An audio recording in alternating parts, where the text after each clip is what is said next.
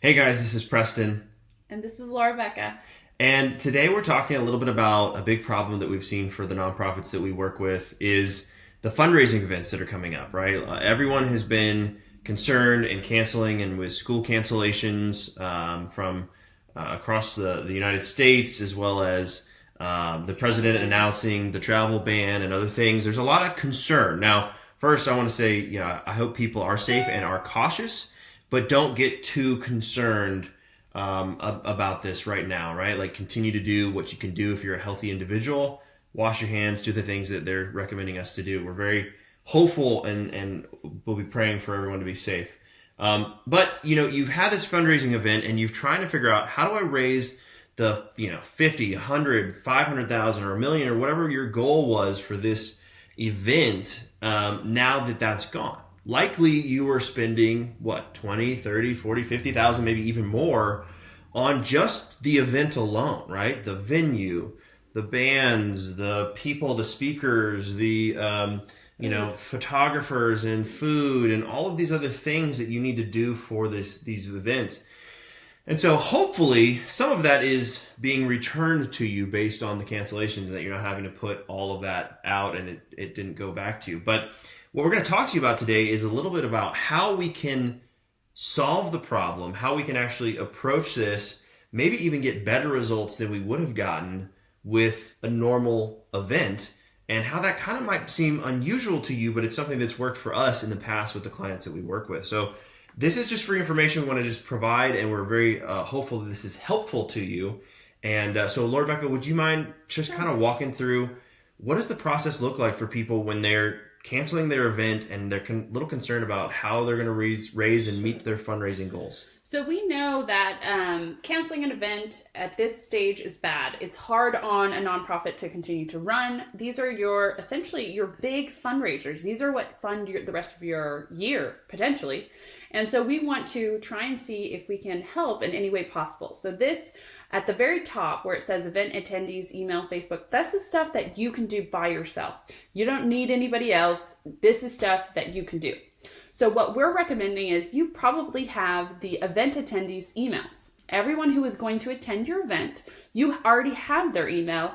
And what we're saying is write an email up that says, because of the coronavirus, we have had to postpone our event or we've had to cancel it altogether, but we are going to do something different. We are going to do a Facebook Live event. So we're encouraging all nonprofits to essentially stick with the same timeline. Have your speaker talk, have your auction go live, encourage people to attend the Facebook Live event and really engage the people that are doing that. You might actually be surprised how many people would attend the event. So people who might not have even been able to attend in person, but would have liked to have attended, let's say they're out of town or they're just sick already, right? With hopefully not the coronavirus, they would actually maybe potentially come, right? They would watch this online. Okay, cool. So they would watch it, and that you can essentially set it up to really grab their people's attention. You can essentially do the plan that you had for your gala, but just in a Facebook Live event. If you had a silent auction that you were trying to do, get out your best Vanna White dress and get ready to present those silent auction items on the Facebook Live. And if you're talking about specific things that you need for your nonprofit, talk about them. Get people engaged. Say, these are the things that we see at the moment. These are the things we were going to work for in 2020, and any help you can give would be appreciated. And we have at the very edge, you see donate page. So this would be essentially a landing page that would have donation options, kind of a little bit more about what you're doing, what your company's doing. The goals for that next year, fundraising, maybe how many people you're trying to serve or whatever your goals are for that nonprofit that year. Right. And so we're recommending you essentially get all the emails from essentially your whole book, of your little black book, and then email them saying, hey, instead of a gala this year, because we've had to cancel it, we are doing a Facebook Live event. It would mean the world to us if you would go ahead and say that you're going to join us for that Facebook Live event and be part of it. Our goal is still to change the world, and with your help we can. So you send out an email that sends them to the Facebook event. You create the Facebook event, and then that Facebook event, when it's time to go live, you have your speakers, you have your silent auction ready, and you have everything else ready for people to show up and see your event. Right. And many of you have email lists of various sizes, right? So you might have one email list that are people who have RSVP to come to the fundraising event. And then you might have another email list, and those may be bigger donors. They may be, different kind of classifications of those people. Then you might have another list. Those are people who just have signed up to be interested in what you do. Those are also people you should email. But I would suggest emailing maybe slightly differently, right? If they're going to come to your event, you may even reach out to them directly and say, hey, we're still doing it. Here's a phone call, here's a text, whatever, to directly reach out to them. Please show up online, register for the event, and maybe share that with your page. These are people who really are committed to you anyways. And for them to share to the Facebook page, to share to their hundreds or thousands of people that they're friends with, shouldn't be a big deal. So you're now getting not only them to show up, you're also getting them to share it with their friends and their family, which is a huge plus. And they care about you. So they will likely do that very simple thing if you just ask them to do that. So potentially write up 2 different emails or directly contact the people who are going to come to the event in addition to those others. Because likely it's 100 or 200 people, which you could very easily reach out to if you wanted to directly. Now, that's kind of one more. Go ahead. One real quick thing, and the day before the event, send out a new email. Say, hey, just an FYI reminder that your event is tomorrow, and we can't wait to see you live and hear your thoughts and engage with you. Ask us any questions during the live feed, and we'll be there to respond to you. And we'll be posting the link on the event page for you to watch live, right? Or to go to the silent auction or whatever it is. And on our Facebook page. I would say do both. That way, so the event page, that gives them the information and reconfirms that Facebook will remind them that there's going to be something that they should do at that time and date. When you post it to both your Facebook page and the event page, now you're getting all of those people who might have, maybe they're not sure to go back to the event page and they go to your Facebook page. So it's a good thing to post that link to your Facebook page and share that then to the event page so that you have both of those bases covered.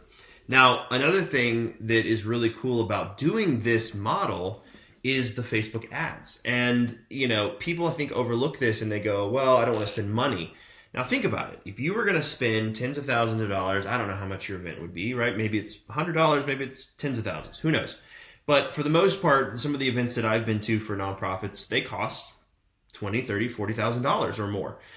And so they're expecting to make that money back plus a lot more to be able to meet their goals for the entire next year, right? So generally it's the main fundraising event or one or two that they have for that year. So it's really going to be important to do this. Now, if you're not going to spend that money on that event in that venue, why not spend some of that money going after people who are new, who are still interested in what you have to offer? Right? So this is where we do this for some of the nonprofits we work with, is to promote this event. And we've done this actually for several where they've had, thousands of people show up to their event, their in-person event, which is not what we're going to do here, but it's the same principle. And they've had tens of thousands of people watch live online because we did these Facebook ads to promote this event. When you think about it, let's say you have a live event in person in, Dallas, Texas.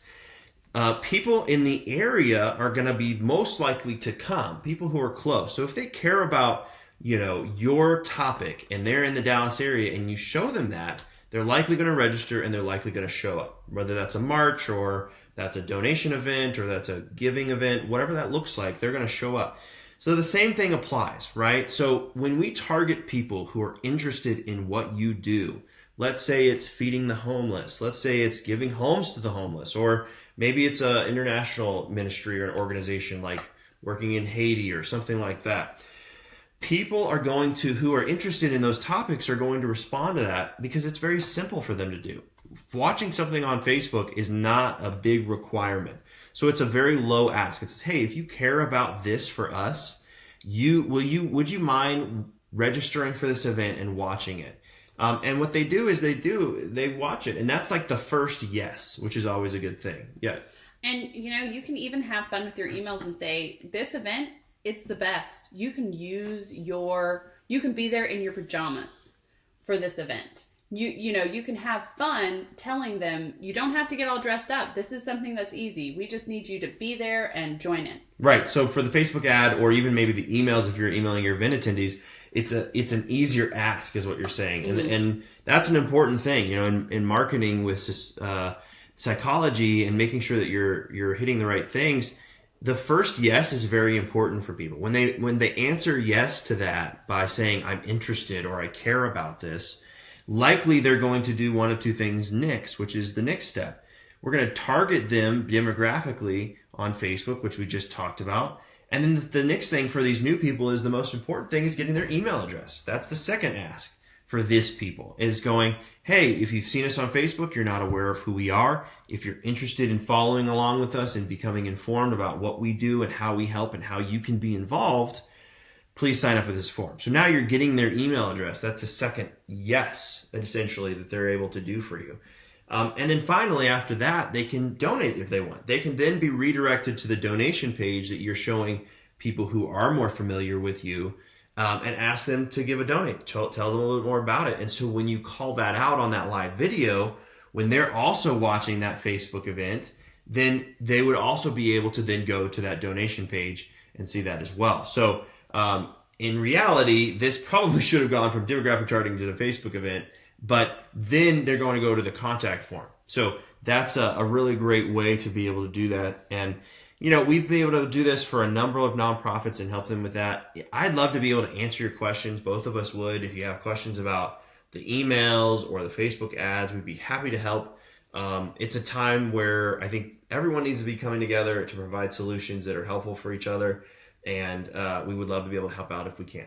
Last thoughts? Yeah, that's why we did this. It's just to help. It's to, encourage you that you have other options than a gala or an event. You have online. The internet is a beautiful thing, and if you use it correctly, you can really get a lot of benefit from it. So if you have any questions, email us or call us. Yeah, and to recap, this is a way for you to reach your event attendees with an email for free. And then if you want to spend a little bit of that money that you were going to spend on your event, you don't have to spend all of it. You can spend a little. Now you're able to target new people who are now going to be able to give you their contact information, become a supporter, and potentially donate as well. So it's a huge value, and we've seen it work, and we'd love to help. Have a great day, and stay safe out there.